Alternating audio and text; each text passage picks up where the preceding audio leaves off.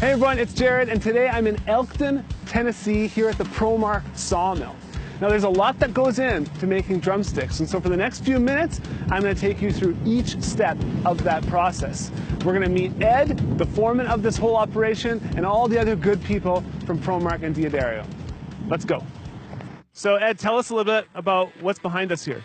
All right, well this is a big pile of hickory logs. Which one's a 5/8?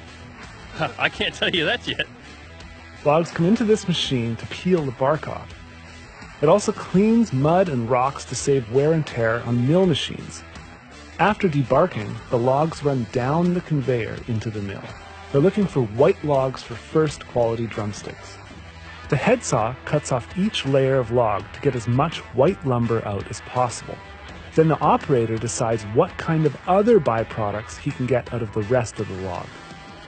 Now, for us, only about 14% of the wood is good enough to make a drumstick. So the rest of it, the other 86%, we're going to turn into some other product that can be used by somebody. We want to make sure we're using 100% of the log. Lumber is sorted to piles for drumsticks, flooring, and cabinets. The boards are ripped into 1-inch strips. When hand sorting the wood for drumsticks, looking for white lumber, then disqualifying any defects. All of the potential drumstick lumber now carries on in the mill. Then they're graded and sorted into drumsticks and other lumber uses such as furniture and dowels. After that, they're stacked for kiln drying. As if it's not hot enough in Elkton, Tennessee, I'm feeling the heat coming from behind me. Tell me about what's going on behind us. All right, these are dry kilns. So this is where we take the wood that's been stacked, we put it in here to dry it out. Well, it's going to be in here for about 2.5 weeks. So the main reason we do that is we want to make sure we bring the wood down nice and slow. If we don't, we risk damaging the wood or warping it. So the one on my right hand here is green, and the one on my left hand is dry. So at this point, we can see that the wood shrank. And then it's also a very noticeable difference in the weight. How long do you think it lasts? The dowler acts sort of like a big pencil sharpener, making the corners of the wood round. And many companies are using that same type of machine because of accuracy.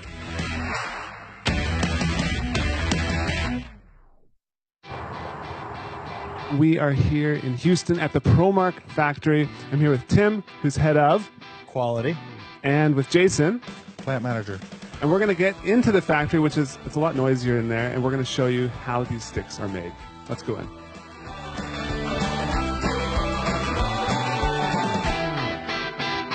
So this is where we actually cut the drumsticks. We have 2 sets of grinders.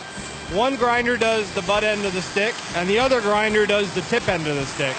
This specific model will end up being a nylon stick. So one end does the butt end and one end does the tip end. Everything is computer controlled. Everything is quality checked about every 10 minutes for dimensions. We're holding metal working tolerances with a wood product. Each size of stick has its own uniquely shaped grinder block. The grinders are swapped out in 1,000-piece increments. Lacquer finish is poured in and rolls around the sticks. The tumbling media is added to help smooth out the sticks and leave a bit of tackiness.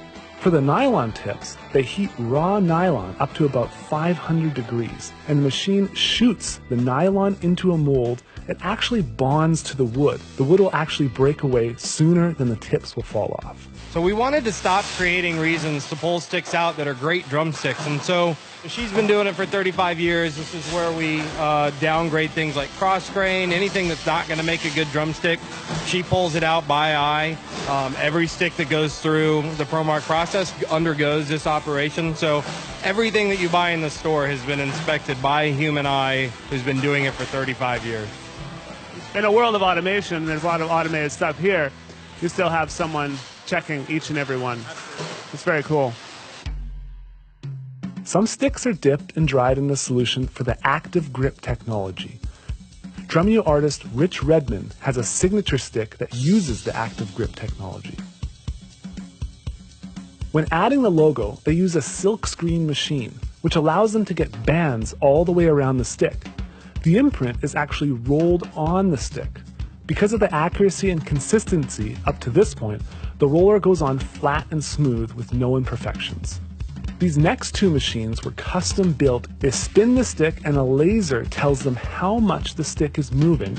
The sticks are then pitch matched by striking each stick with a hammer, and they measure the exact pitch. The sticks are paired to each other within a quarter step in pitch within the chromatic scale. Finally, everything is packaged, shrunk wrap, and sent to the warehouse for shipping out to stores or all the awesome drummers around the world. Hey, Jason, thank you so much, man. I really appreciate you showing me around. Tim, thank you so much. So impressed. So we're actually going to head over to New York where this stuff is going to be distributed now. And so maybe I'll see you there, maybe not. But regardless, I want to thank the kind people at ProMark for hosting us and allowing us to take a peek behind the curtain. Appreciate that very much.